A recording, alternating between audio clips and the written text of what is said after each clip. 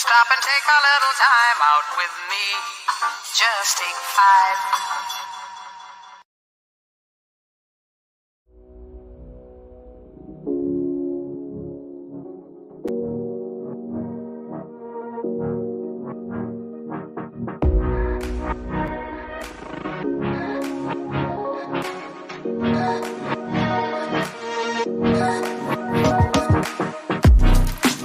That's a far.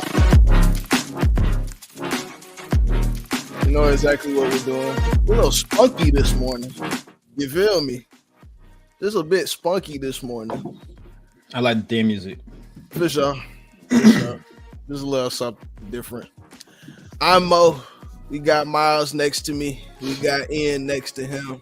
We got Gold Do-Rag Jew next to him.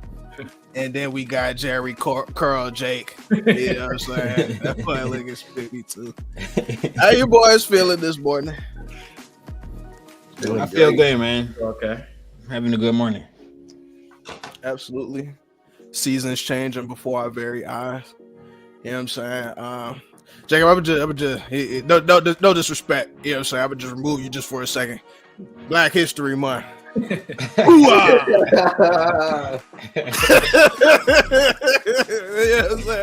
the kid. All right, my fault, Jay. My fault. We ride with you too. You know how it goes. Nah, we ride with Jay. Absolutely. Definitely an ally.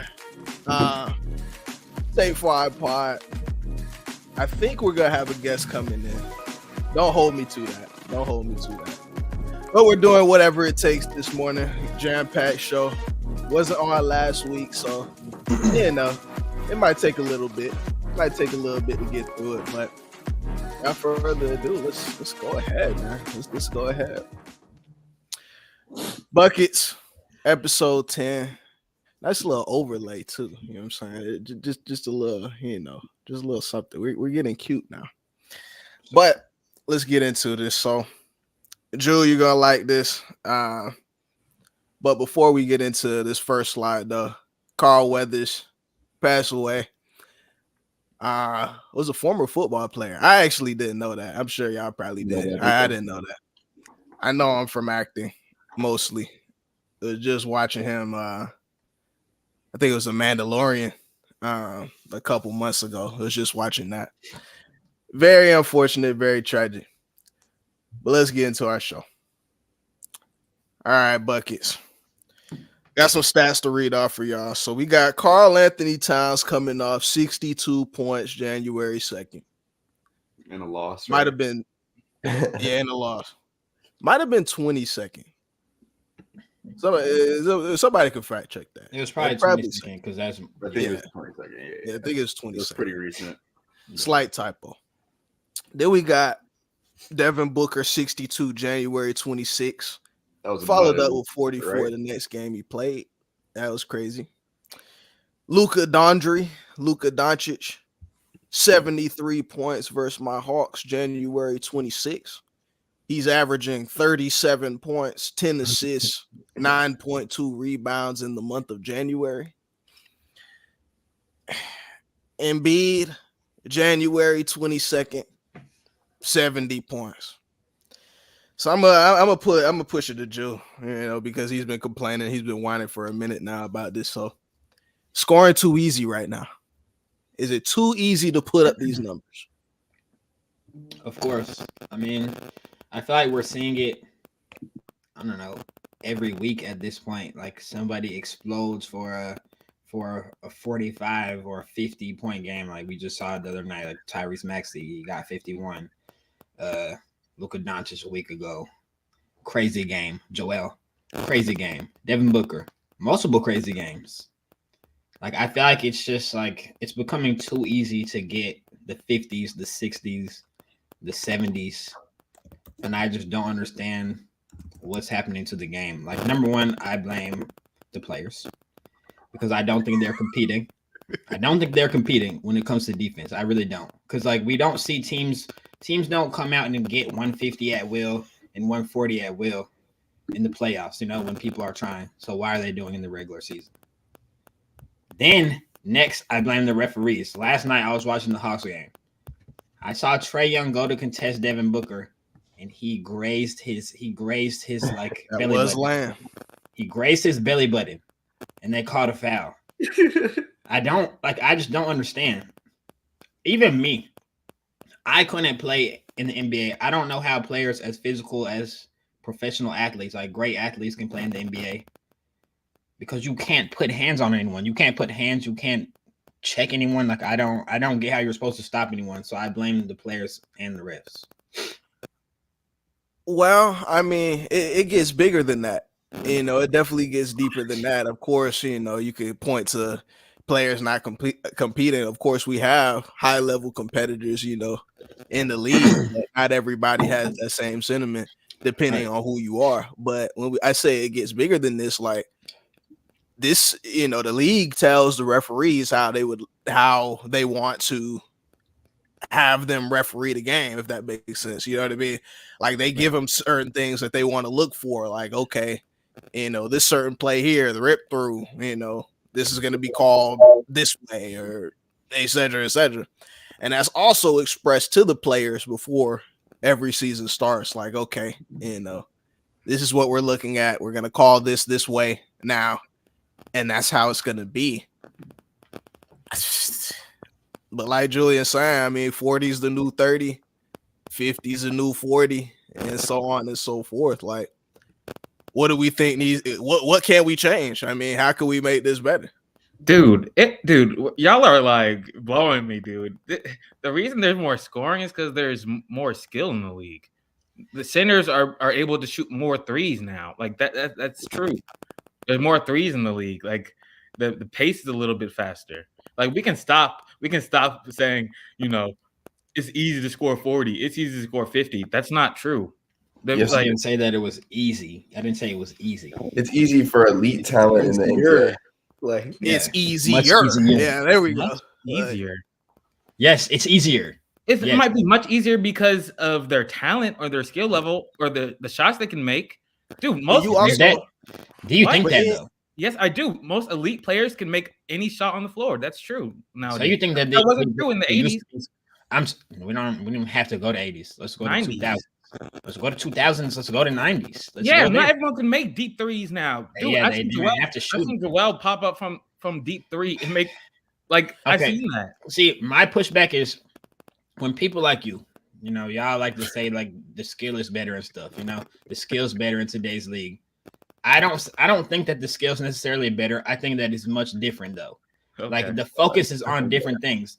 I don't know if it's better, bro. Like I don't think that the players are much better. Like y'all like look at like I don't know. Let's compare a Kobe Bryant, okay, to who's a 5 player now? Just name Devin Booker. Okay, let's compare him to Devin Booker. Devin Booker probably shoots more threes than Kobe because the emphasis of the game is to shoot more threes now. Like they took the mid range. I don't think that he's more skilled than Kobe though. I think that they. Why are you looking? Would he be a better 3-point shooter? Like I said, I don't think he's more skilled at basketball than him. I think that the emphasis of the game is just very different than what it used to be. More skilled at the 3-point. I don't agree though. Okay, well then that's just wrong. Like just look at the percentages. That is wrong. I don't agree. What do you mean that's wrong though? Like if you look at the percentages, if we look at the numbers, if we look at efficiency from 3, he's better. You're talking about efficiency numbers. Efficiency, LeBron is better than Kobe at 3. And if you watch basketball, you don't believe that. No. If you watch basketball, you don't believe that. Like seriously, you're just a hater. I won't. I'm not hating. You're getting confused with into this tough shot making. No. Yes, you are. No.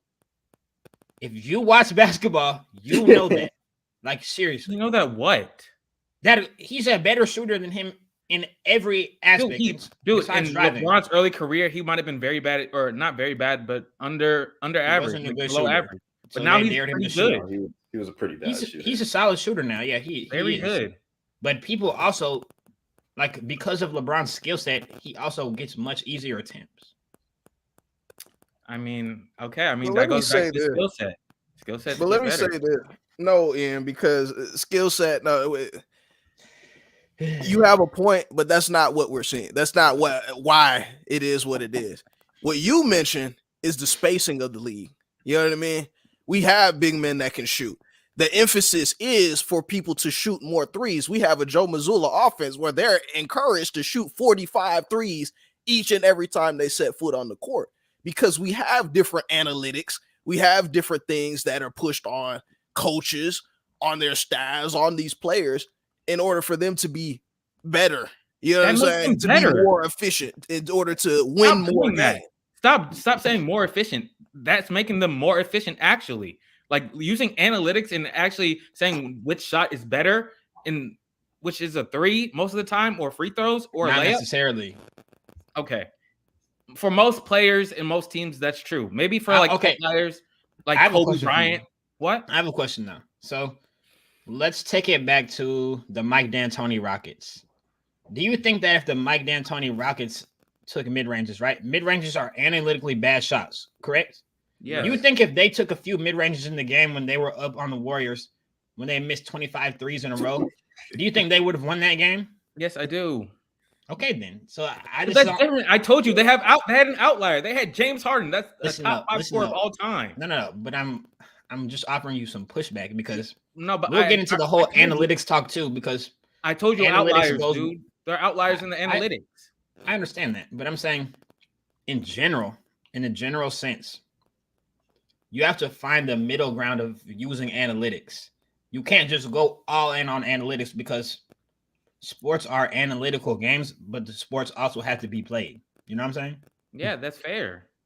Okay, then that's all I'm saying. So you don't talk to me about analytics, this, analytics, that. I don't think it's all about analytics. It's not, but in the same breath, though, we do have to understand the analytics in the 2010s and what we use during the 2000s are completely different. They're different. You know what I mean? They are different. Like Kobe, he was definitely encouraged to shoot the mid-range back then. You know what I'm saying? Like it was encouraged to take more layups and do those different things.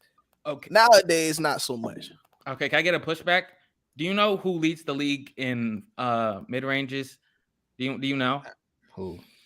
Take a guess. Probably like DeMar. Joel. I mean, it could be Embiid. I mean, you wouldn't know any stats or anybody else. The league leader in points. He takes mid-ranges. Okay, good job. I mean, he's also a big man. Like, it's not like the big man is expected to just throw up like 10, 12 threes a game. So like that's not really that surprising. Yeah. I mean, y'all talking about the mid-range has gone, like it's just expanded. Okay. It's not just all threes. But I'd be interested in like a Luka Doncic. You know what I'm saying? Somebody that scores, comparably to an Embiid, right? But who I just watch basketball. I know he doesn't be taking mid-range jumpers, so it's just like, what? But I don't know. It's definitely different because you also have the Kevin Durant's, who I'd say is also an outlier because he's going to shoot the mid-range. Book shoots the mid-range some, Kyrie. Perhaps. This keeps going. Trae Young. No, not that much. Not so much Trae Young. Chris Middleton shoots the mid-range. DeRozan, obviously. But Justice League Batman at this point, right? Like, the skill hasn't just gone straight to threes. Like it's not just threes. Like it's just the game and the skill has expanded. It's nothing to do with just play style. It's not all play style and analytics. Like skill. My point was, I don't think that they're better players. I think they're focusing on different things. That's my point. Because I was looking at Twitter last week, and like I forget, somebody had a big game, and Paul Pierce called the league out. Yeah, and I just read through the comments. Like, I mean, Paul Pierce, multiple-time All-Star. He's All NBA, like one of the best players ever. He has the right to call anybody out. But I was looking at the comments, and they're like, "Oh, you would be a bench player in this league. This guy is a plumber." I was like, what? I was just reading it, and it really confused me. And it just showed me that guys now think like kind of like the same thing that you were saying. Like a lot of the younger kids right now really think that the guys are much better players right now.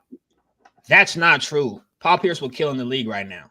Like Paul Pierce would absolutely kill. No, He would, but no, I'm not. We're not going to do this. He wouldn't be a top 5 player in the league. Simple. He wouldn't be top 5. Was he a top 5 player? Was he a top 5 player in his own league? What do you think he'd be? I'm saying you said he would come and tear up the league. Like I'm confused. I said he would do similar things that he did when he played.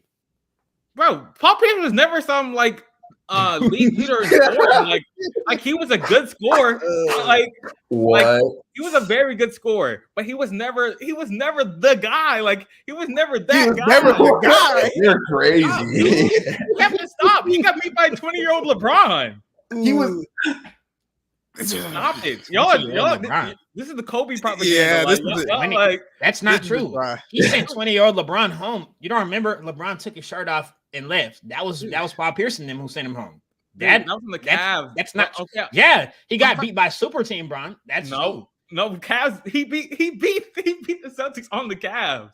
Yes, that happened. They beat him once. Yes, okay. He also got sent out of Cleveland by him.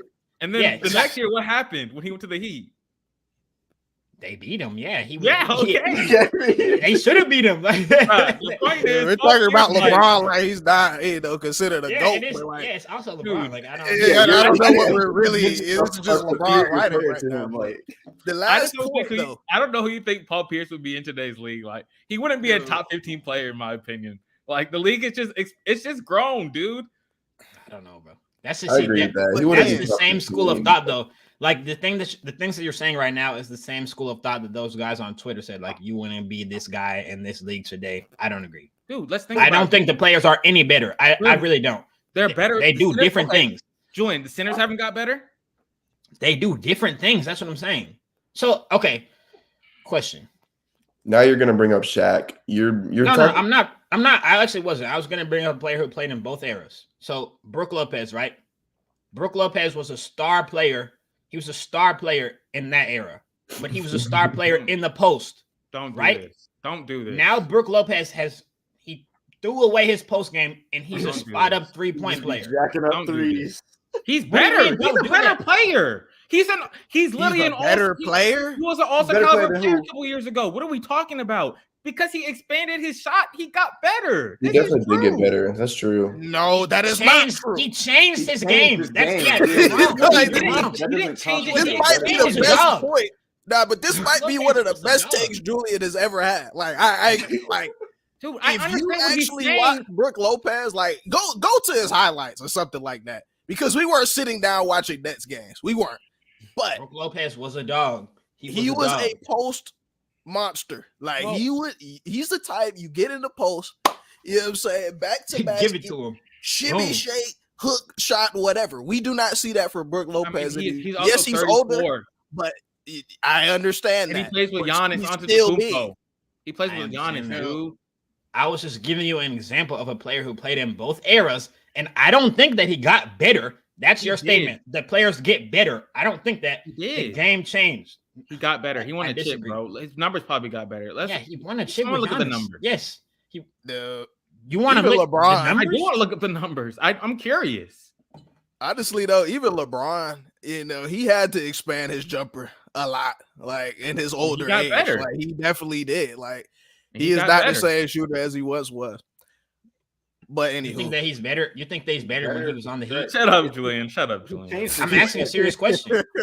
I think when he got his jump shot in Cleveland his second time around, yes, that was his best. Cleveland may have been his peak, but right now, or compare early Lakers, like championship Lakers, to Heat LeBron. Who do you think is better?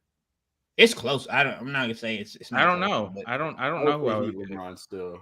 But I think it's just as with the change of his game like that. The Cavs LeBron was probably the best version of LeBron we've seen. Mm-hmm.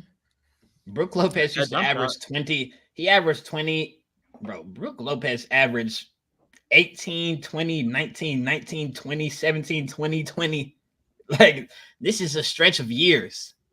He didn't get better. You're talking about the numbers. No, the numbers are not. Okay, look at this certain thing. When his look at the stat where his 3-point percentage went up, and tell me his numbers didn't get better. I'm telling you, I don't even have to like go into depth. Like I'm reading early in his career, his numbers to like more recently. No. Okay, Julian, but listen, when he got better at shooting, his numbers didn't get better overall. No, he was older at that point, though. Yeah, I mean, he had to change his game and fulfill a role in the new NBA.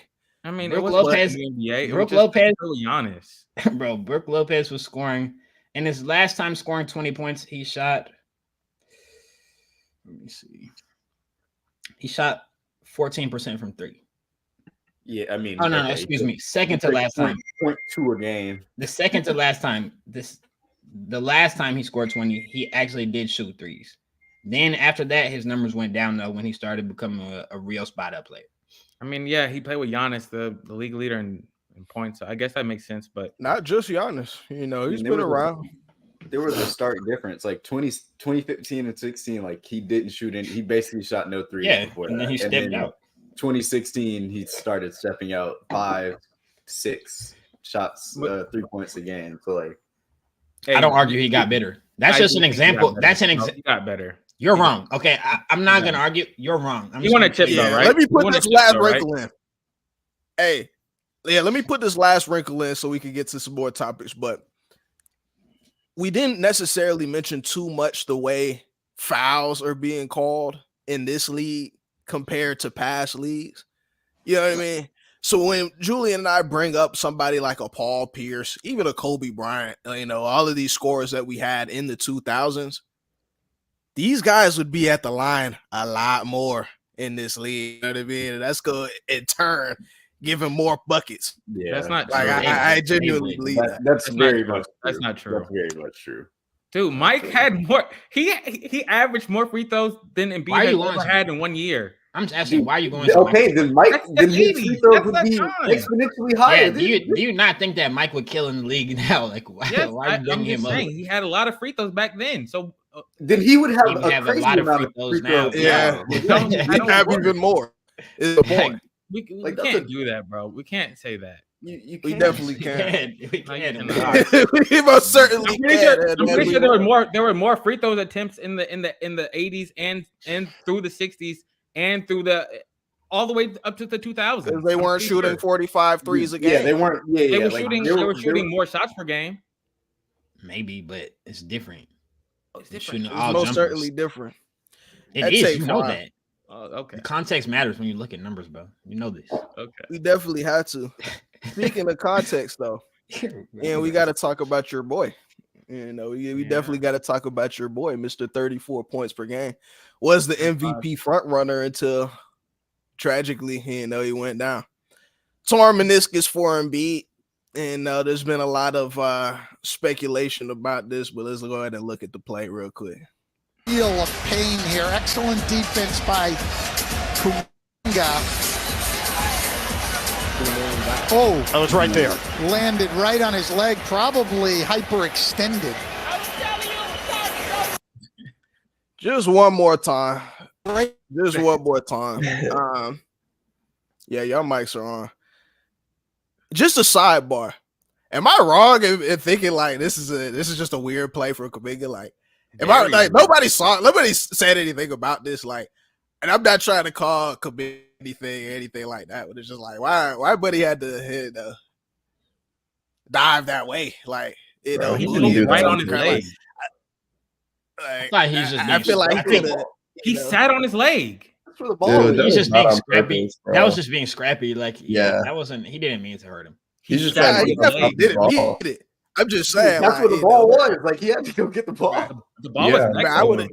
He could have swung his body to the other side. No, he could not have. Replay it again. That's just a sidebar. He could not have. We have some controversy about this, though. That's elsewhere. So y'all know the NBA has a 65-game rule. It says that you have to play 20 minutes in 65 games in order to be eligible for end-of-season awards. Also being the MVP. It's, Joel Embiid is not going to play 65 games. Like, let's just go ahead and put it out there. It's not going to happen. All right. So a lot of people are being outraged about this because he's having such a great year. I want to kick it to just one more video to where we hear Draymond kind of talking about this rule before we get into our takes. It felt very much so because of the 65 game limit, where I think is actually quite bullshit. Guys didn't face those rules before, but those same all NBA teams, those same MVP awards lists, defensive player of the year, those lists are the same. I once lost a defensive player of the year award to Kawhi Leonard, and I think he played 51 games. In turn, you get Joel, who comes out there tonight and he forces it. And Freak played with him and JK diving for the ball, but maybe it's not as bad if the knee isn't already banged up. I don't really bang with it. And now we got one of our premium faces in this league, the MVP of our league, possibly hurt for an extended period of time because he's forcing it. I mean, fix your face, Jew. What is he even talking about? No. So if I can add a bit of just a little more context, then I'm gonna stop speaking and let y'all go. So 2 games before this, he had to face Jokic in Denver, Colorado. Okay. Embiid has not been to Colorado to face Jokic in 5 years. All right. A lot of people were looking forward to this matchup, the clash of MVPs, clash of big men, but he sat that game.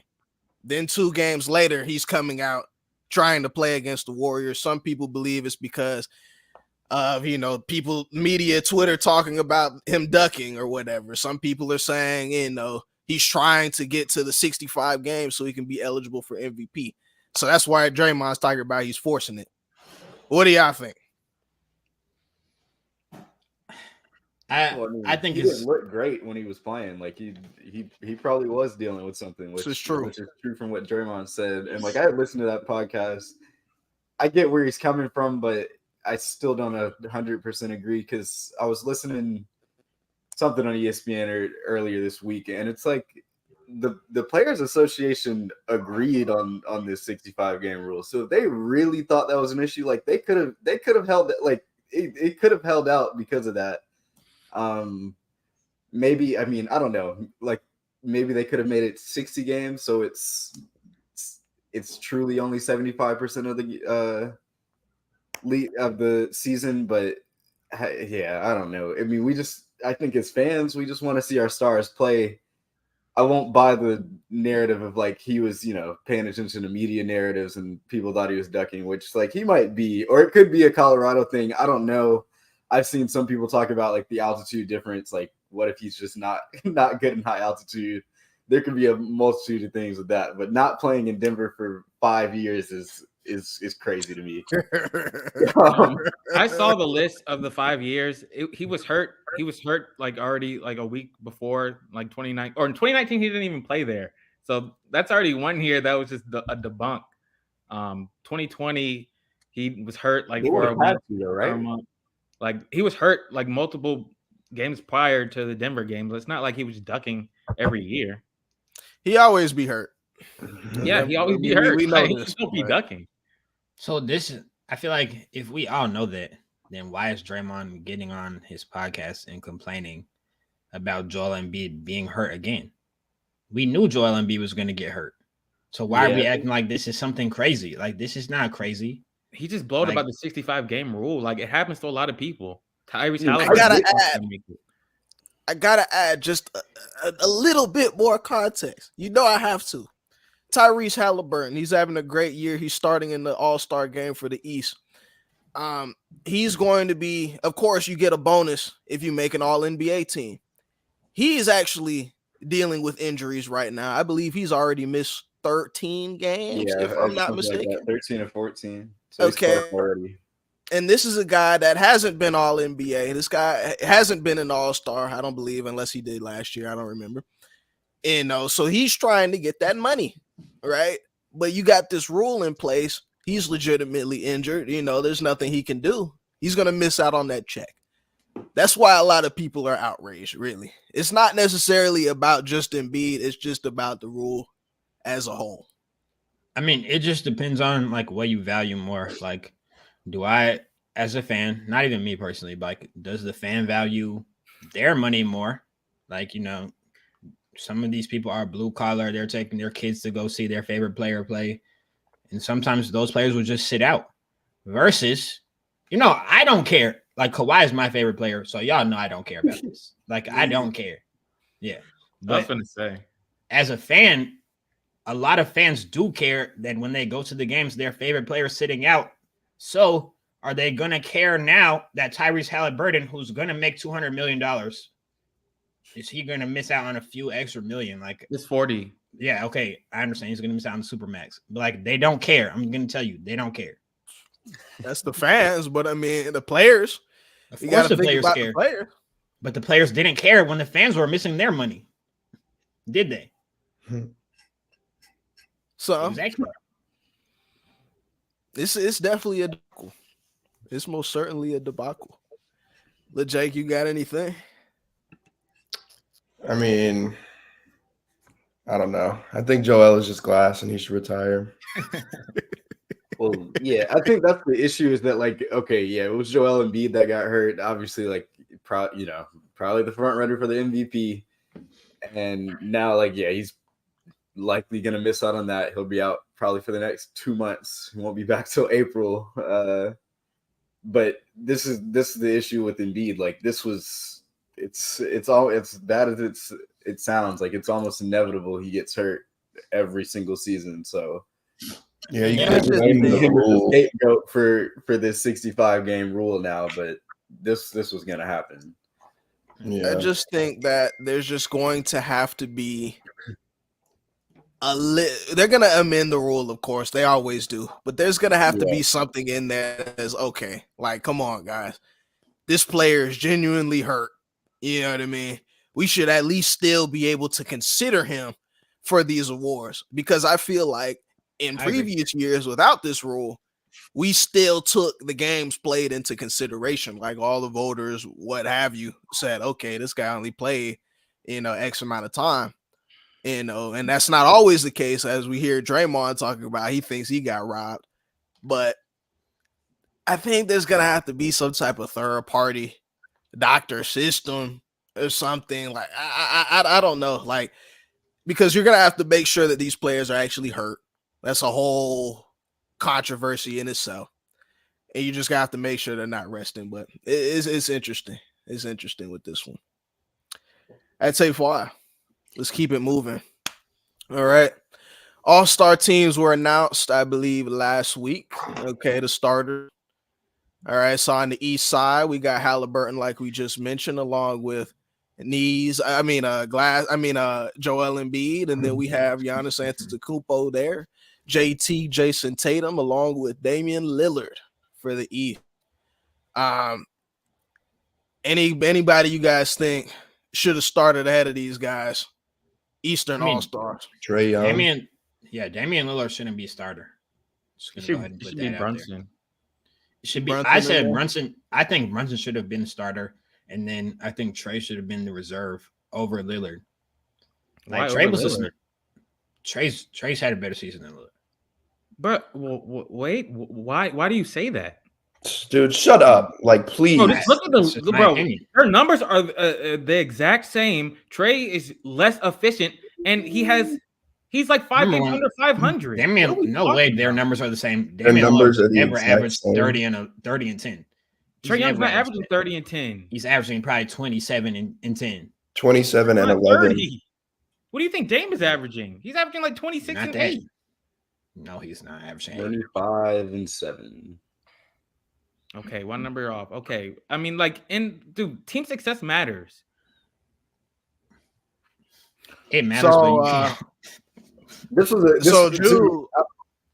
will add, like, this was another point that Draymond said on, like, that same podcast, where he was like, especially when it comes to fan voting and whatnot, like, if you see, and like, Trae Young is a whole separate argument, but like, especially in like the Jalen Brunson argument, if you see Jalen Brunson and Damian Lillard on the same list in like the mind of the fan, regardless of what Damian Lillard was doing this year, like, you're gonna give the benefit of the doubt because of all of his past. So that's probably where it got played. I didn't see how it all got scaled with like the player voting, coaches voting, and media voting as well. But I'm sure fan voting, Damian Lillard probably smashed it. So that is a point to add that like when it comes to fan voting, it's never gonna be 100% correct. So it's true. Some interesting sentiments there. So, Drew, you think Dame should have been left off All-Star altogether? I mean, if we're gonna say who I would sub out for Trey, yeah, I would sub him out for Trey. But if we're talking about guards, like yeah, Damian Lillard, I guess I'm not gonna say he's undeserving, but if you had to replace a point guard on the list, I would take out Lillard, yeah, on the east side. Okay, let's go to the West. We got Luka Doncic starting at the guard. Got Shai Gilgeous-Alexander second in MVP voting right now, according to NBA.com. LeBron James, our captain, our fearless leader, and then we got Jokic along with Kevin Durant. Any players you believe should have been starting over these guys? Can we just like take a second to appreciate that this man is a 20-time All-Star? That's tough. That's very 20 times. yeah, I mean, he's never gonna not be an All-Star. Like, I mean, he's It's true. playing good. Obviously, the Lakers aren't playing great as a whole, but he was never gonna not be the captain. Yeah, true. For sure. You have to. I mean, he's face elite. We know exactly what he stands for, etc. Anybody else? I mean, people did argue that Anthony Davis should have been the starter, but Who argued that? Who argued that? I mean, why are y'all laughing? I saw See, this is what I be talking about. This is what I be talking about when it just comes down to. I'm just wait. Can y'all calm down? Like stop the meat. I'm calm. Y'all got to stop the meat running for just a second. A lot of people said AD is having an all-star starter caliber season. He's been healthy and he's been dominant. Right? Why y'all laughing? Because look at who's on the All-Star. Like, who's we have to be going in over? I don't know. I don't remember who they argued that who should be out, but one of I mean, those just look at it. You're looking at it. Who do you think he should go in over? I think they must have said LeBron or KD. I don't remember though. LeBron. I mean, we can argue that Anthony Davis has been the best player in the Lakers this year. Like, why are you laughing? Why are you That's not a crazy statement. That's not. That's crazy. Yeah, that's not crazy. Are you Morgan? Okay, all right. You know the bias that exists in his heart. I mean, we can't just we can't have this discussion with him. Like, no, I mean, you can definitely argue that Anthony Davis could be in over LeBron, but it goes just back to the point that like LeBron was always going to be a starter. So facts. But I'm just saying, there's no cookie in place, I don't believe, of being a starter, being a reserve. Like it's you all star. Like at that point. Yeah. I mean, you can make arguments for probably all three of the front court players, like where Anthony Davis could probably slip in, but it's tough when you can only pick three. But like I do want to address y'all though. Like, don't laugh at Anthony Davis's season. Like he's been dominating. He's been inconsistent. But I guess you like that. You like D-Lo. I forgot. AD has not been inconsistent. Like we can't just sit here and say that. Maybe at the start of the year, but he's been on a tear. Is it not the start of the year? No, it's not the start of the year. It's halfway point. Yeah, I mean the literal beginning. Let's just throw out the first one. Like a couple weeks in. Like that's what I was referring to. Let's just throw them but anywho, let's get to the reserves. All right. Let me blow this up. Y'all know I can't see. In the West, we got Booker, Steph Curry, Anthony Davis, Anthony Edwards, Paul George, Kawhi Leonard, and Karl Anthony Towns. Going to the East, we have Paolo Banchero, Jaylen Brown, Jalen Brunson, Tyrese Maxey, Donovan Mitchell, Julius Randle, and Bam Adebayo.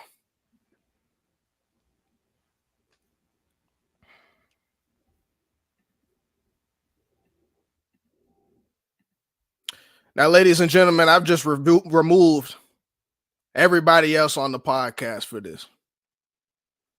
I need y'all's undivided attention for this. All right. I need you to hear me one-on-one while we do this. Normally, I don't. But I made another slide. Y'all knew it was coming. Y'all knew this was coming. So let's talk about Trae Young. All right. Julian tried to mention it a little bit, but he didn't put the proper magnifying glass that needs to be put on this because it's absolutely crazy. And it's egregious that he was left off of the Eastern All-Star reserves. Let's get into it, shall we?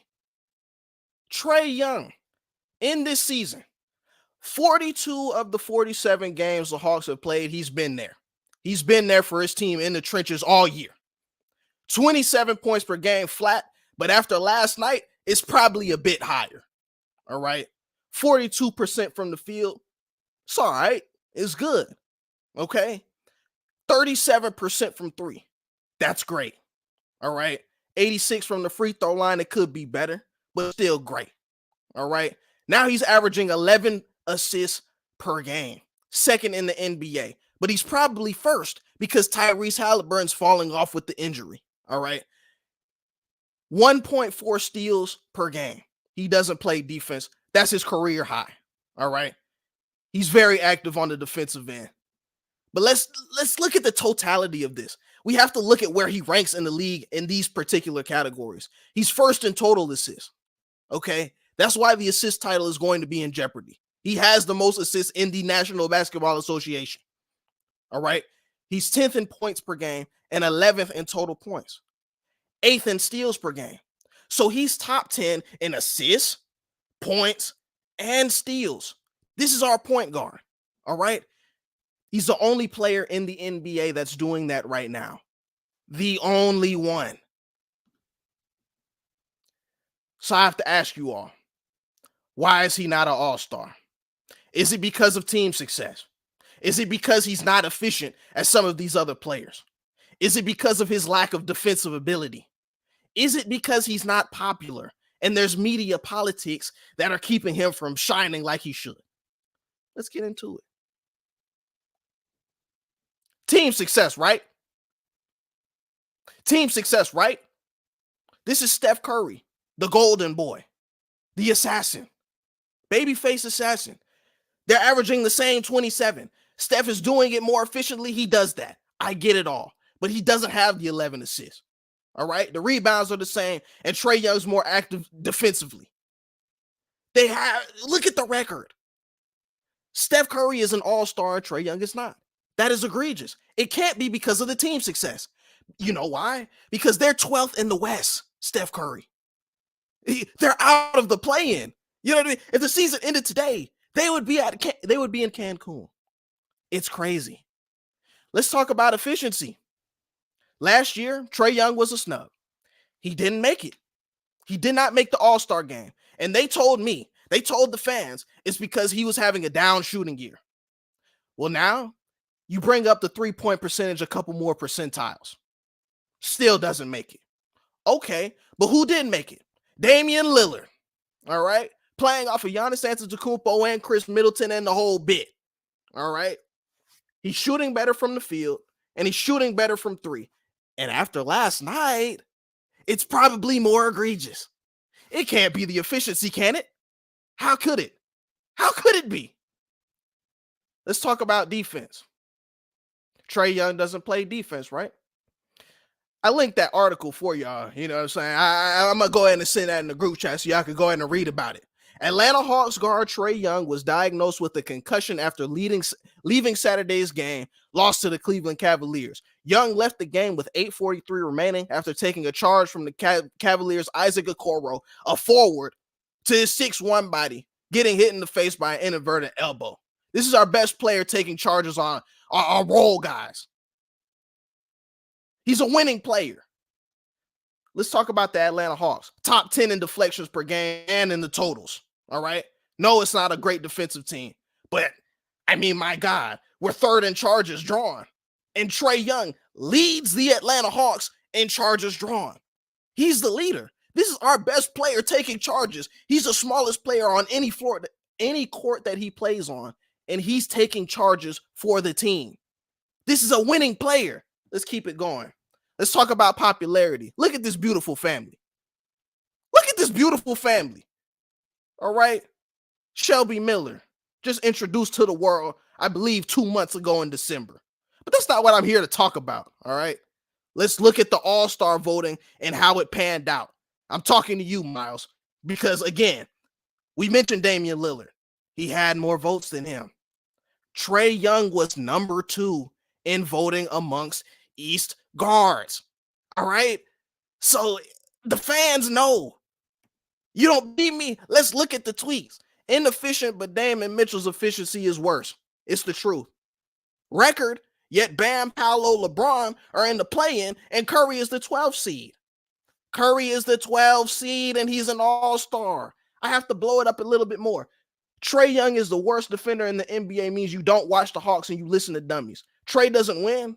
Yeah, his record in the playoffs game, 13-16, never playing for a contender, never playing with another all-star, never playing with another all-NBA player. He doesn't get any award for that. Halliburton has never been in a playoff game. Brunson is 18-18, and he plays with Luka Doncic. He played with Luka Doncic. Now he plays with another all-NBA player in Julius Randle. Trae Young has the most 25-plus point per game seasons without being an all-star in NBA history. This is a historic snub. All right? I'm going to keep it going. You don't believe me. You don't believe the fans. Let's ask the players. Ask the face of the league. I was very shocked that I woke up this morning to LeBron James tweeting out. He doesn't tweet unless it doesn't matter. All right? I got to blow this up. I don't have my glasses on, man. I got to blow it up. Trae Young is averaging 27 points per game and 10.7 assists in the league. I don't think you fully understand how great at basketball you have to be to put up those numbers as a 6'1" point guard. And he can't sniff the All-Star game. LeBron James 3. I'm not quite understanding this because it can't be about wins and losses because cats have definitely gotten in with way nastier records in the past. He's been cooking every night. Stop it. He's an all-star for sure. Something's real fishy.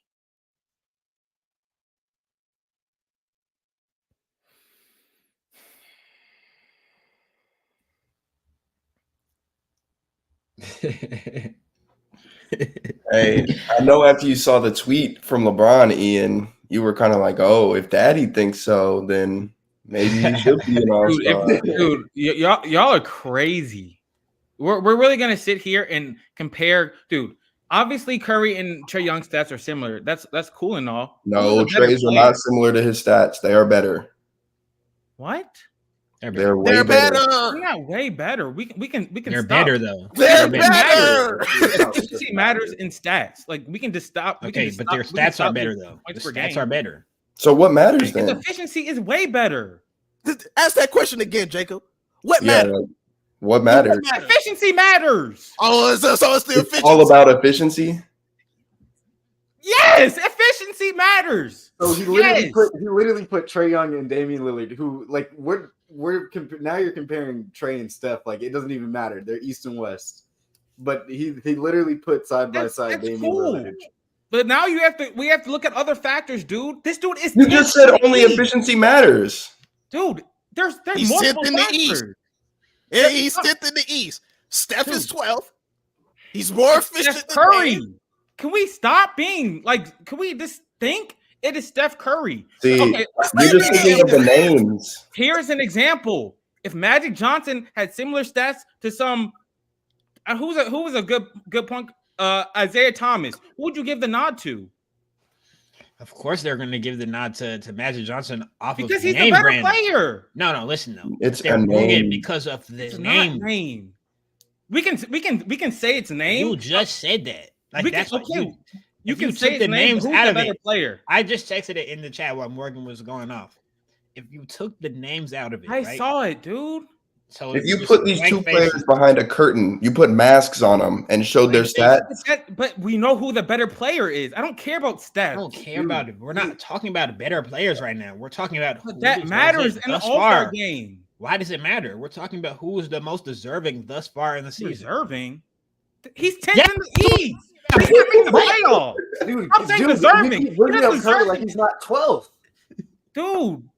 Okay, I understand that, but there's more than one factor. That's not the only factor. So what are you tell us? Jacob just posed the question to you. What matters? You said efficiency. Then we brought up an efficiency stat to you. Then you moved the goalpost. So you, Ian Henderson, tell us what you tell us what matters then. Everything you matters. Said there's other factors. I said some things matter more than others. That's true. Bro, I just said tell us what matters. I want to know what matters. In my opinion, I think efficiency and team success matters the most. So the stats. Are you being dead serious right now, bro? Efficiency goes into stats. His stats are very similar. We can act like his stats aren't similar to Dame's, but we can act like that's not true. But the stats, they're the very regular similar. stats don't matter. Like the counting stats don't matter. I'm not gonna yell anymore. But They realize matter that to a certain extent. Trae Young, he leads the NBA in assist totals. Yeah. You know what I'm saying? He's not shooting 25. No. But listen to me though. He's not shooting 25% from three. He's shooting 37. You know what I mean? It's not like he's sitting here, he's not bad efficiency. Efficiency wise. That's all I'm trying to say. But the difference, we have to look at the efficiency. What do you think Curry shoots from three? Curry's more efficient. I already said that. Shoots the best from three. I feel like why do we keep bringing up Curry? Because it doesn't in the All-Star purposes, it doesn't matter. I understand that, but you're talking about his record. I'm telling you, that's why the record shit doesn't matter, bro. Why? Because he's one of the best players in the league. Didn't you just say it mattered? Dude, lots of things matter, dude. Those were the top two. Listen, man. We got some more topics we have to dude, but efficiency and team success matter, but efficiency matters a little bit more. So you know more than LeBron James, don't you? It's just about efficiency. Do you? We might as well just say it's just efficiency, like because we don't like the goalposts can move it every way that we're gonna turn this every which way. How are we gonna turn each way? Every time. It's fans like y'all that make me mad. Trae Young is not better. He's not playing better than Brunson. He's not playing better than Dame, bro. I don't care. I agree with the. I agree with what LeBron is saying. Dame don't care about what LeBron says, bro. Y'all don't care about what LeBron says. So stop it. Okay. Half the time y'all don't like what he says. Be quiet. All right. Hey man, it's 5 part. We running out of time, so let me keep going. But I had to get my spiel in. I hope y'all understand. And I definitely hope y'all understand. I'm glad you did. Let's talk about MPJ because he's thrown. Very talented, but so is a famous ping pong player. They're just as talented as a like the best ping pong player is just as talented as the best basketball player. That doesn't mean they're going to get paid the same because they play ping pong. It's what the people want to watch. You know what I mean? So, as much as I understand females wanting the same treatment as men basketball players, it's a different sport. People, they're not packing out the arenas. Obviously, their TV deals aren't the same. So as much as I advocate for women and kind of the equality of the respect of their craft and all those things, I mean, you can't pay them the same thing, but I do feel like there should be a little way to make a little bit more money for them because they are very talented. Correct. Yeah, I think the big thing, obviously, when you're thinking about negotiations, labor unions, and different things like that, I don't believe there's any woman that believes she should be paid as a man gets paid. It's more about the revenue share. It's more about the percentage. And I think those things play into it. And then the other side of it is treatment, within their own organizations. Like they're never, like they don't. But it's not as exciting. No, it's not as exciting. It's not as exciting basketball. Yeah, you're not. They got to lower the rims. I would watch a girl coming down the lane. On another, I would watch that. They need to lower the rims. They're actually. He was actually spitting though. Nah. Before we get into this though, do not say the word female. It's 2024. Don't say it. We'll get thrown off the net, and I don't want that. All right, so the women, just say women. Okay. Fact fiction. I think when you're talking about these, I mean, I think he's right though. Because like at the end of the day, it comes to how much money the fans are spending, how much revenue you're bringing in. Like, where's the money going to come from to pay these women? I mean, what should we call it? Ryan Clark. he did mention, he somewhat corrected Michael Porter. It's about the revenue share. It's not necessarily that they think that they should be paid like LeBron or anything like that. It's just the revenue share along with their treatment, along with, how much money they put into, let's say, their facilities, it all goes into it. Some interesting points on both sides. I just want to note though, like, people were saying this is throw, but like that 9-foot rim, that was my idea. WNBA Jam. I came on the pod and I told y'all about that. Like that would be. They should I'm do not that. saying the But the WNBA WNBA players get disrespected when people say that. They're like, "Oh, why would we have to lower the rim?" Like, because it is all about equality and whatnot. But like, why would they not want to dunk? Like, yeah, I mean that's just like having a shorter 3-point line. Yeah, it could be interesting. Yeah. No, they do have a shorter 3-point. Exactly, that's what I'm saying. And they have a smaller ball. Obviously a smaller ball, yeah. But that makes sense though. But like, yeah, what's it called?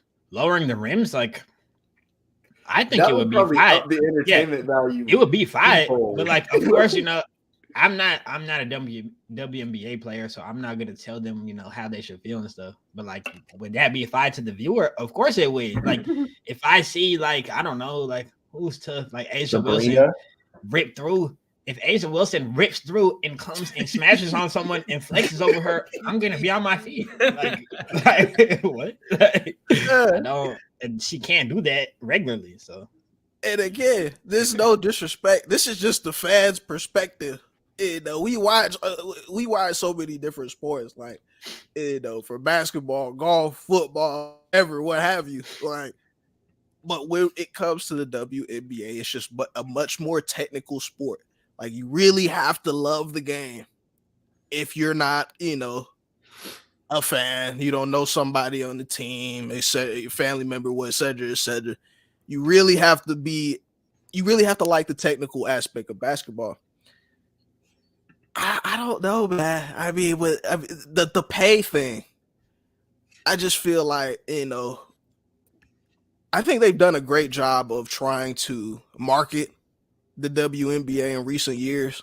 We've got a lot of star power there. We got a lot of good teams that they market in big cities, that sort of thing. I don't know, man. Like, I was trying to get y'all to watch WNBA Summer. You feel me? But it's just tough sometimes. They're doing a good job marketing, but like it's about the revenue split. So I'm pretty sure the NBA it's completely 50-50, whereas like for the WNBA it's like 80-20. Don't quote me on that, but like it's something where it's just not scaled the same. So I don't know what their net collective bargaining agreement is, but that would be something to. But that's the thing. That's also a point too, where like the WNBA, like they probably can't even afford to go on strike for that because they don't get paid enough at all. So not here, they would have to go play overseas. Yeah, and they get money. They have to play overseas because they get more money. They still overseas. They get like I remember. I don't know. I was watching Jeff Teague's podcast, Club 520, and they were talking. They had a WNBA player come on there, and she was talking about how she all the best WNBA players go overseas to make their money. They make, I think, double or triple the money that they make in the WNBA in smaller leagues. So, yeah. But I do like the direction. I like the direction women's basketball is going. Like, I do enjoy watching college women's basketball at times. Right. That's actually exciting. Like, the Caitlin Clarks, the South Carolinas, obviously the LSU's. Juju Watkins, Juju dropped 50 last night. Like, it's nasty. I wouldn't say when people say that they're not good players, that's not true. But it's just. But I think that's the issue right now. It's like it's exciting, and like it could be because of the whole NIL. Like, there's just a lot more money that's pumping into college sports, of course. So we're like, college women's basketball, at least in my opinion, is a way better product than the WNBA right now. Absolutely. I don't know if it's going to stay that way because we do have these stars in college basketball right now, but that's always the thing. It's always a shifting thing every 4 years. So And again, they're really trying, you know what I mean? Because obviously, yeah, you get more viewers of the WNBA, more money, etc. All-Star game coming up. We got Steph Curry facing off in a 3-point contest versus Sabrina Ionescu. So that's gonna be some more eyes on the WNBA, of course. I saw a lot of hate on that, which like that didn't make sense because like I don't know why people, because like it's people that are like, oh, women want equality, blah blah blah, so why don't they play with the same ball and play at the same 3-point line, which like that's just not their game. Like that doesn't. I mean, I'm pretty sure the funny thing is she said she's gonna shoot from the men's 3-point line. Okay, like why would she shoot with the NBA ball? That doesn't even make sense. That's not what she uses. Yeah, that doesn't even make any sense. Like, who y'all think gonna win? Bro, it's a toss up, honestly. Obviously, I would go with for Curry. Obviously, like he's a better shooter than everyone on the planet, but she can beat him. Dude, Caitlin's a senior, right? Yeah, Caitlin's this, because we're definitely going to see Curry versus Caitlin next year for sure. She may get him right. I'm not gonna lie. Yeah, like CC, shut it down. CC is not sweet. Like I saw, he's clapping her respectfully. I mean, it paused, like he might. I don't know. They say these things could be rigged a little bit. Like, so I think she. I don't know. Like, what if? I think her highest scoring 3-point competition is higher than his, though. Like, if I'm not mistaken. Bro, let's just stop this, please. I'm not saying he's a better shooter than her. Bro, he's a better shooter than her. I'm just saying in a 3-point competition, like she can win. She can shoot. Dude, he's made like 100 or like 300 threes in a row. Like, I'm not knowing. That's not a 3-point competition, though. Okay. This is my only thing. This is my only thing, though, because Steph, this is his vacation, mid-year. You know what I'm saying? So it's just like if he doesn't bring that type of intensity to, just a little challenge or whatever, like, I don't know. Nah, I think they're still gonna both compete. Like, they're gonna compete. Like, they should. I mean, both have pride. Like, I'm not trying to go out bad. Not gonna go bad for sure. I don't think she will. But like, just one little snippet, like with the percentage share again, like there's only one sport that does it right, and it's just the nature of how they do it, and it's tennis, of course. Like that's the only sport where men and women actually get paid on level terms pretty much throughout the entire season. So, but that's already a spectacle in and of itself, whereas WNBA, just the product is just not the same. Tennis, though, I'm not gonna sit here like I'm some sort of tennis expert. I know the men hit the ball harder, all right? Usually they're a bit more powerful, but I can sit here and say, okay, let's play some doubles or something like that. Let's play some doubles. They do that. They do mixed double. Yeah, they can do some mixed doubles, like, and get away with that. You feel me? But it's just like if we're doing, 5-on-5 basketball, like, I mean, that wasn't proposed for the All-Star game. Like that's a different. It's a different game. Like, that would be though. That's just a different game. I'd say, let's keep it going though. What we got here? I just wanted to ask y'all. McDonald's, by the way. My fault. What'd you say? I was just saying, I see Belichick, with the McDonald's cap on, in the drive. That's why I was like, he's down there at McDonald's. But all right, go ahead, Drew. But I just wanted to, get y'all's thoughts. We had a new NFL coaching hiring cycle, and a full cycle went around without Bill Belichick, the greatest coach of all time, being hired. I kind of wanted to hear y'all's opinion on him not getting hired, as well as Mike Vrabel, and what hires you liked and what hires you didn't. So, I mean, I made my thoughts abundantly clear the very second they hired Raheem Morris. I think that's one of the worst hiring decisions in NFL history, actually. This is just an emotional show today, huh? When you have Bill Belichick up for grabs and you go for the defensive coordinator of the Rams, there's something going on. Bro, you have to think about why they didn't hire Bill, though. I was an advocate for Bill. Like, I was said, like, Bill's a great coach. He should get a job. But the reason the Falcons didn't hire Bill is because I assume we're going to get a young quarterback. And we also have a solid GM. Like, Terry Fontenot has drafted very well. And if Bill Belichick comes in, then that kind of diminishes Terry's role. So, obviously, he wouldn't want to hire him. Like, you got to think about it from that perspective. I mean, and I know that. But Bill Belichick, in recent years, as the GM, has not done a good job. Like, Bill Belichick, the GM for the Patriots, did a bad job the last few years. But the coach is still great. So, I feel like that's why we didn't go get him. And to your point, I think I don't think Raheem is the worst hire of all time. Or even in this cycle. You're stretching it. You're stretching it. No, he definitely is. He's absolutely not the worst hire in this cycle. Because you got to think. Absolutely, he brought the Rams. Okay. One thing that we needed to do was address our offensive play calling. We don't know how good our offensive coordinator is going to be. But we know that he's one of Sean McVay's disciples in one of the two systems that works in the NFL right now, pretty much, or two of the three. There's three systems that works, and it's McVay, Shanahan's, and then Stefanski's. But what's it called? We brought Sean McVay's disciple in to be our little offensive coordinator and our play caller, which I think is definitely a good move. So that's why we hired Raheem. I'm interested to see it. Dude, Dan Quinn got hired. I think Dan Quinn is a worse hire than him. Also, Dan Quinn if the Commanders are going to go out for a defensive-minded coach, like why not get Belichick? Dan Quinn went to a Super Bowl, but you got to think our defense wasn't that strong that year. Yes, it was. No, it wasn't. We had it was. No, it wasn't. I'm telling you, they were ranked. I'm telling you. I'm pretty sure they were ranked 20th in the league. Bro, they were all like 20 years old. They were young. I agree. They were young, but they were ranked like 20. They were very good for young.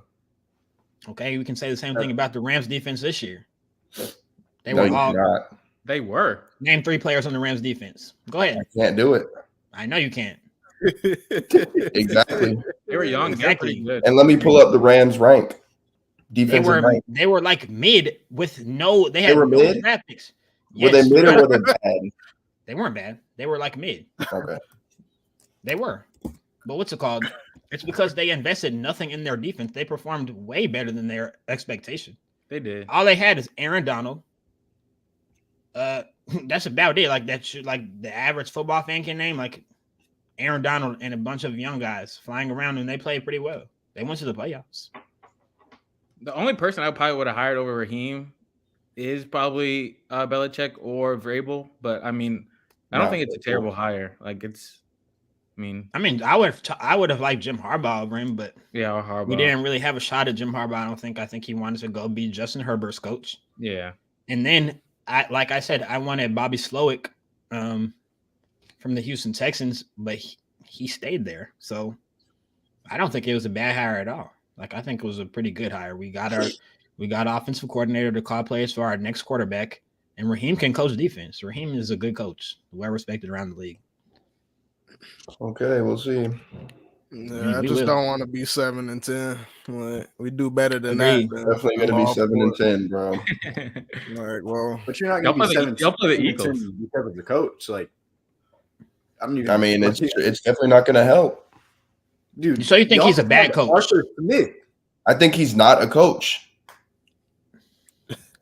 I think he's not a head coach. Why? Because he hasn't been ever. Yes, he has. Okay, well, he's no Belichick. Yes. Yeah, that's true. Belichick has 3 years left in him. You don't want 3 years of Belichick? I said I wouldn't be mad if we hired Belichick, but it's only 3. Like, we're going to hire Bill Belichick for 3 to 4 years. Okay. I don't know. If Bill Belichick's coming to be our GM, no. I said that. I said no. If Bill Belichick wants to come and be the GM, wasn't in the question. Stay away. Yes, it that was is. the deal, though. That might have been what he wanted. That's what I'm saying. If he's not, that's why he didn't get hired. That's what I think at least. No, it was our decision. He didn't get any jobs. Nobody hired him. That's what I'm saying. So you don't think there's a reason for that? It's because he wanted to be a GM. And he shouldn't be. He I shouldn't know be. he shouldn't be. Okay, so keep him away from my franchise, especially right now. We're a few pieces away right now. I don't need him to draft our next quarterback. Absolutely not. Stay far away. Bro, anybody could draft a quarterback out of this draft and make the right decision. Dude, he Mac drafted Mac Jones.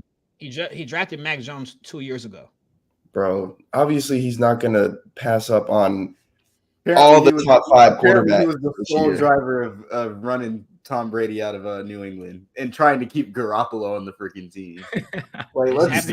That's happened. Let's not act like he's had some great quarterback decisions in the last 6 years. Bill Belichick, the GM, has not been good recently. He's probably the best GM ever, all time. But in the last few years, he's been bad. Bad. I mean, it's just crazy that you take that sample size of 2 years over his 20-year career. Not 2. Multiple years. Like 2 or 3. Around 5, probably. It's been around 5. They haven't been good since Brady left. It started with Brady leaving, and he was the one that vetoed him. He pushed Brady out. He said Brady wasn't good anymore. He pushed Brady out. Did he draft Garoppolo? Yeah, they drafted Garoppolo. That was a good draft pick. Oh yeah, right. It was a great draft. Garoppolo wasn't good. Like he wasn't a good. quarterback. Jimmy Garoppolo is a backup quarterback right now to Aiden O'Connell. I understand that. Like he's currently bad. At the time, it was a good pick. No, it was not. You had freaking Brady. Yes. So he had success. Nigga, if Bill Belichick became our GM, I wouldn't be surprised if we picked up JJ McCarthy. If we pick up JJ McCarthy, I'm running to Flowery Branch, Georgia, and I'm running inside the facility. He would not draft. I'm running inside of the facility in Flowery Branch if we picked up a guy like JJ McCarthy. Oh, my fault. But I mean, do you have what we got left on this slide, Drew? Any other coaches you want to speak on? I like the Mike McDaniel down there or Mike McDonald, excuse me, down there in Green. The Ravens defensive coordinator, he's like 35, really young, great defensive play caller for the Ravens this year. They had the best defense probably that we've seen in a while. Like that was a pretty dominant defense, even though they lost last week, unfortunately. But I think that was definitely a good hire for the Seahawks. And obviously, Jim Harbaugh, that's the best hire of the cycle. Proven winner, NFL level, proven winner in college. Like I would say, yeah. Yeah, I think the Chargers are gonna be really good next year. They might compete with the Chiefs for that one spot. They're in trouble. I feel like they're in a bit of trouble with their roster. They've got a lot of guys on their way out. I guess, yeah, and a lot of cap issues. So they've got like Khalil Mack, Keenan Allen, Austin Eckler. Austin Eckler's gone, but Keenan now they got to decide. They've obviously got to decide with Khalil Mack. They've got to pay, or Joey Bosa's been paid already. Derwin James has been paid already. Like, they've got a lot of decisions to make. So we'll see what happens with that roster. To be fair. Yeah, Herbert has been paid. So, yeah, it's getting a bit tight over there financially. So we'll see. I've heard they're going to try to bring in Saquon to be a running back. So that'd be tough. That would be special if they did. Yeah, that would be special. But we'll see. Could be interesting. Could be interesting. All right. Got to get this out the way. Black History Month. Going outside. You feel me? Going outside. Any words for Baltimore and I guess Detroit as well? Their hopes being crushed. But they did their thing. But yeah, what y'all think? Well, I mean, Ravens. I don't know if it says much. Like, I don't know if it's time to like poop on the Ravens. Whereas like the Chiefs, I thought played defensively, like they played a very good game as well. Like they were able to pretty much contain Lamar and not let him run around like the Texans did. Sad case though, because the narratives are going to still be nasty work on Lamar. Yeah, I think they just got outcoached. Honestly, I don't really think it was. I mean, like Lamar made a few mistakes, like they made a few drops, calls were missed, but like I think they just got outcoached. Honestly, like I think there was, all those are factors. Like he made the crucial mistake to throw that interception. I don't think the strip sack is his fault. That was like a hard play action play. So obviously you're gonna sell the play action fake very hard. He hit once and he was about to let the ball go, got strip sacked. 6 men were protecting. But what's it called? Yeah, that interception, obviously you can't have it there. He forced that one. I think they were just pressing at that point. Real bad. But yeah, I mean, that's a tough loss for the Ravens. That they were the best team this year, so to not, make it to the Super Bowl's gotta hurt. With some of those guys are going to be gone. Patrick Queen's gone. Just like we said, Mike McDonald, the defensive coordinator, is gone. That's major. So Davion Clowney may be gone. Like there's going to be guys who are gone. So Patrick Queen can't get paid. He can, but Matt Abuike, the defensive tackle who was dominant this year, he also is a free agent. They're going to have to pay him, so they can't pay both. They got some decisions. Yeah, I think Patrick Queen's gone. So we'll see what happens with the Ravens, but that's just a tough loss for them to stomach. But I do want to address the what's his name, the Georgia old offensive coach, Todd Monken. That was terrible. The running backs for the Ravens got the ball 6 times, I believe, in the whole game. Really? Yeah, versus the 27th ranked rushing defense. That can't happen. Regardless of how they line up, you can't get away from your identity. Like you can't allow a team to dictate how you play. And that's exactly what happened. They dropped Lamar back 80% of the time. Has Lamar dropped back 80% of the time ever? Dude, probably not. In his life? It's probably more 50. I don't know. Yeah, that's terrible. You can't get away from your identity and expect the team to, keep playing the way they have all year. So they definitely, they tried Gus Edwards. 6 carries for 24 yards. That's ridiculous. Yeah. You disrespected Gus Edwards. You disrespected Justice Hill. Those guys have been running the ball. You didn't use Lamar in the run game, like the design running game. I remember once or twice. And the one time he did, it was like 15 yards on the 4th down and 1. And I don't remember it happening again. So I don't know what they were thinking, but tough. And to go to the Detroit Lions side real quick, I blame Cam. Me and Miles were watching the game, and I remember they were up 17 points, and I was like, or I think they were up 14 points, and I was like, Miles, if he doesn't kick this field goal, this is going to come back to bite them in the ass. Oh, for sure. And he didn't kick it, and it bit him in his ass. Them boys, I just don't know. That was insane. Like this is what we were talking about with the analytics earlier. With Ian, versus just like eye testing the game, like how the game flows. Like, no, stop that. There was no analytics in this situation. That was just a dumb mistake. Dan Campbell's MO. The pretty much always say to go for it, and he always goes for it, even if the moment is huge to get points. Okay, that's an analytically based. I get it, but everyone in that situation, other than him, knew to kick the field goal. Other than him. Yeah, so everyone. Other than the dude calling the play. Dude, he's just a bad coach in situations. Like he got away with it a lot of times because his team's better than most teams, but he's a bad decision maker. He went for it the whole year and it worked out for him. But in the biggest spot, he messed up twice. That's the thing. He could have kicked the field goal the second time. Didn't do it. Like he just didn't learn from mistakes. That's his fault. So live by the sword, die by it, and they died. So, yeah, very tragic. Shout out Eminem. You feel me? He said he was gonna weld up to the ball. Didn't happen again. I think Detroit, they're going in the right direction, at least for a franchise, right? Definitely a nice little playoff berth, very competitive. I thought they would go farther than they did the way they were playing, but out bad. No, all right, gentlemen. The questions will be made if they're successful again, and then it comes down to a similar situation, like for Dan Campbell at least. Like it worked for most of the season, but I think he's gonna go for it again. Dude, in outlier situations like that, which is the NFC Championship, I agree. You don't go. You change. There's times where you can change from what you've been doing all year. Was it it was the Cowboys game where they kept going for it on that 2-point convert? Okay, yeah, which.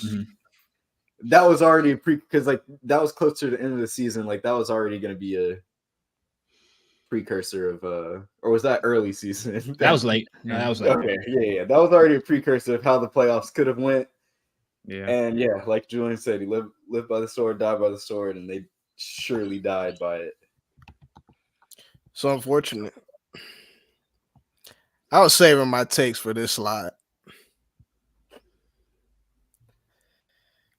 All year. You know what I'm saying? Been talking about Mahomes. Been talking about these Chiefs. Joe, I'll tell you the moment when I realized that I knew the script was already in place and set in stone, and there was nothing anybody could do. You play a game in Kansas City, all right? And after I'm reading reports that 18 different players are hospitalized because they have pneumonia. You know what I'm saying? So after this game, I got on the podcast and I said, listen, when you win a game like that, what that does to your confidence, you know what I mean? To win in those types of conditions against a very good Miami team that's been pretty good all year. It's nothing. I mean, there's absolutely nothing you can do. And now, you go in, you beat Baltimore and Lamar and them. We've been raving about them all year. I guess I thought too that they'd go to the Super Bowl. But this is what we're going to do. All right. It's going to be the Swift Bowl. Okay. It's going to be the Swift Bowl. We thought that we were going to get a nice Usher performance. It was going to be R&B, a little bit of pop in there, but now it's the Swift Bowl now. All right. So these two, they're going to run the airwaves for the next, whatever. After the Chiefs win, it's just going to be all about these two right here. And I'm personally tired, but hey, Chiefs going to win this one. Y'all got anything else? You know what I'm saying? We know this, right? This is set in stone. Well, I think no. I mean, Chiefs going to win, man. The script aside, It's in the script. Stat. Like, I already bet on Travis Kelce's prop bets. You got to.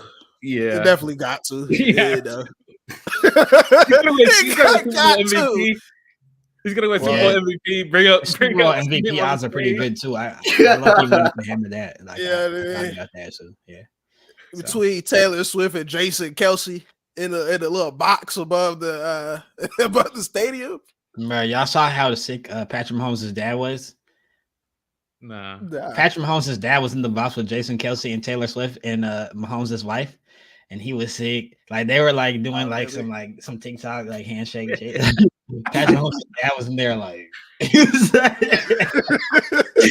sick. He's funny. I saw that video. He was smoking a Lamar pack. Like that was very crazy.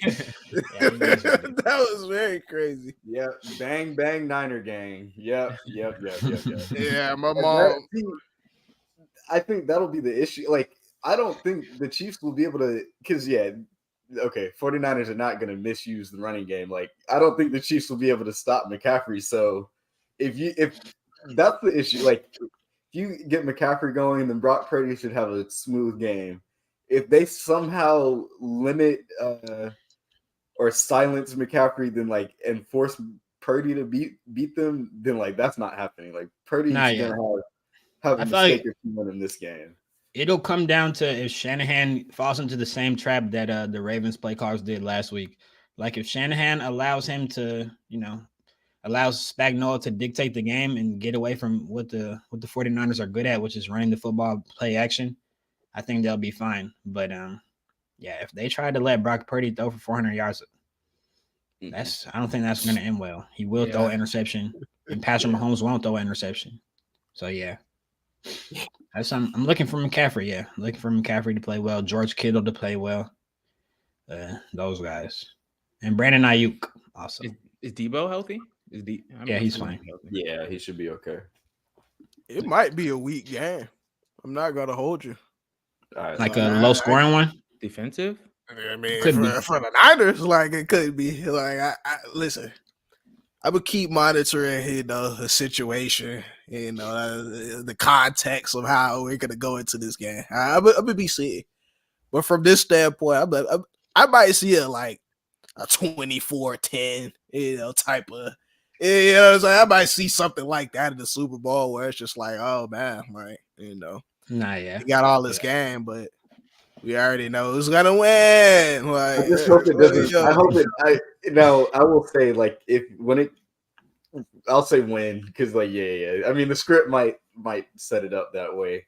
2 minutes left, tie ball game or down by 3. Mahomes gets the ball in hand. Like, if that happens, we know what's going to happen. I'll just text all right, the game's over. Good game. We know it's going to happen. Yeah. Patrick Mahomes, does that solidify him as the GOAT though? If he wins this, no. If he wins, no. But he keeps moving up. Even his own dad said he wasn't the GOAT. They actually asked his dad. Yeah, I saw that. No, he's but what if he wins this year? That's what 3. That's 3 rings in 6 years or 3 and 7 years. 7. I think 7. That is crazy. Yeah, 7. I mean, the run he's doing is ridiculous. I mean, it is, but I just don't know if this is gonna It's hard to sustain this, Like that's the difference right now. I mean, he just has a good defense.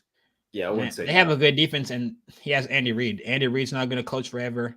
They're not going to be able to pay all those guys forever. Travis Kelce's almost done, whether we believe it or not. This is nearing the end of Travis Kelce. So I mean, the next guy's going to have to step up. He wasn't all world this year in the regular season, and then we saw what he did in the playoffs. He played well. That's true. So that's what I'm saying. When guys like that are on their way out, can he sustain his excellence? We'll see. I think he can. Chris Jones, all those guys. Yeah. Should be very interesting, and definitely should be very interesting. Anything we're gonna be talking about the Super Bowl, but anything else about the Super Bowl before we wrap this thing up? Yeah, I didn't realize he was 34. Jesus, guys getting old. 34. He's Travis. Oh yeah, he's nearing. Yeah. He's almost done it. Okay, I have one thing to say about the All-Star game.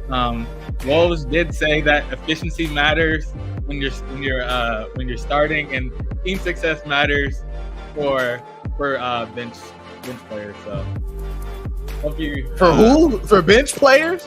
Yeah, that's true. So Steph Curry. Coaches vote that.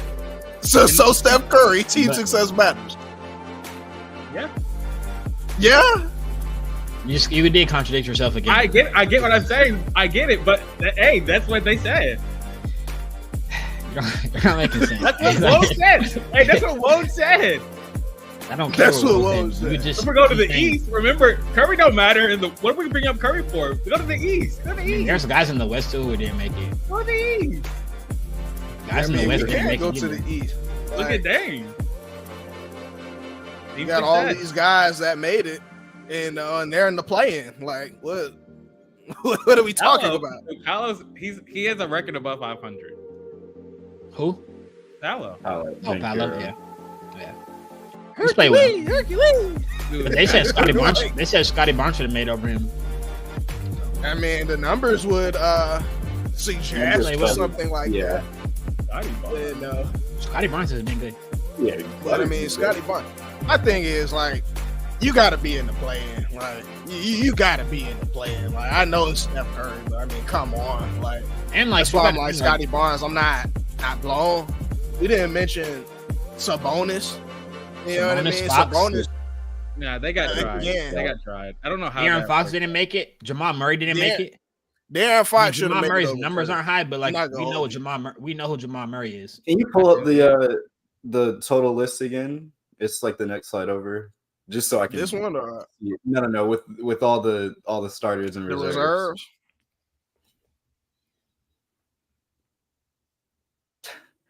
Yeah, I think Fox over Curry. Honestly, yeah.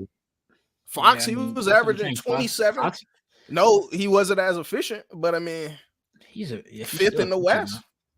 Yeah, Fox. Yeah, I just don't. It would have to be Curry. Like, I don't know who else you would take out on this list. Are we taking the All-Star game?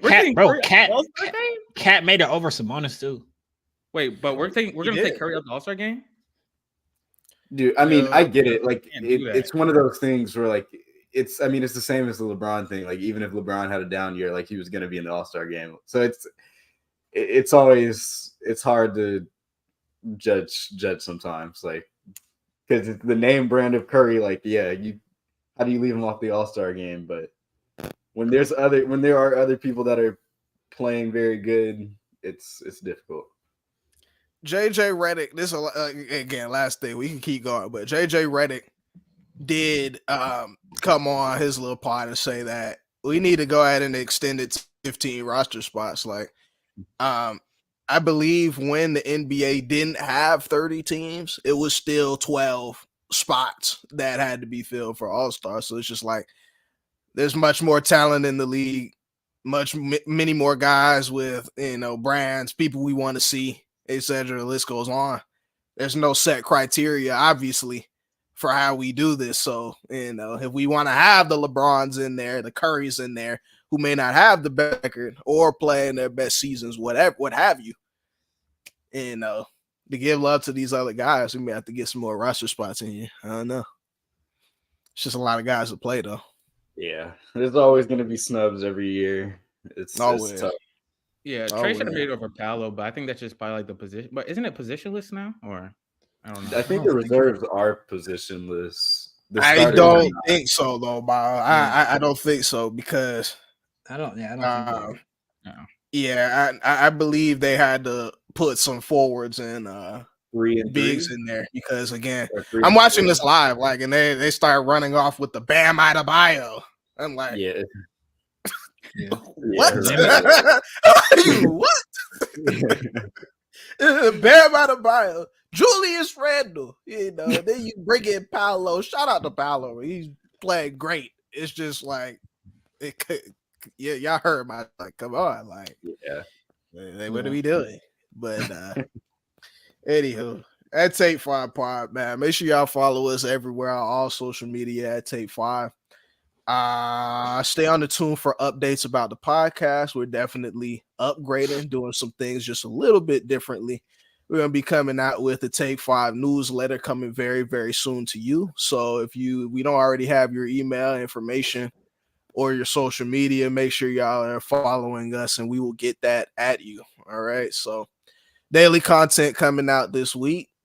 Stay tuned on YouTube. We're going to be posting bits and pieces of the podcast that you may have missed, along with the actual full podcast on Spotify. So stay tuned for that as well. And we will see you guys next week, Tuesday. All right, fellas. Peace.